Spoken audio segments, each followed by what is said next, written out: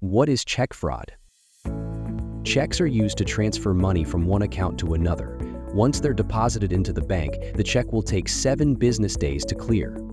Check fraud happens when an individual illegally alters or obtains a check to deceive others for financial gain. You might encounter check fraud through counterfeit checks or altered checks, including forged signatures.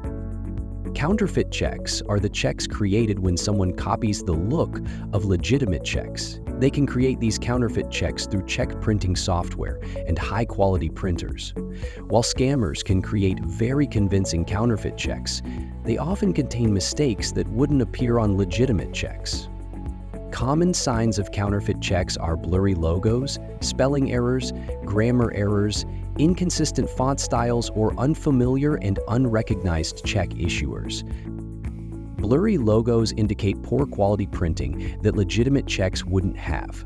Spelling and grammar errors can appear anywhere on the check, including the issuer's name and address, payee line, or amount in words. An unfamiliar or unrecognized check issuer would indicate that the check is from someone you've never met before or a business that you've never heard of. Even if the issuer is a familiar person or business, always remain skeptical of why they would issue a check to you. Instead of creating new checks, some people may alter legitimate checks by changing the payee's name, amount of money, or other details. They can obtain checks to alter by intercepting them in the mail or finding discarded checks in trash bins. Individuals can also acquire blank checks through theft or deception. After they have access to these blank checks, an unauthorized person can forge the signature of the check's owner or other authorized signers.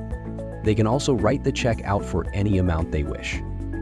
Check fraud can happen to anyone, at any time and any place. Learn more about how to protect yourself from check fraud at sbsu.com.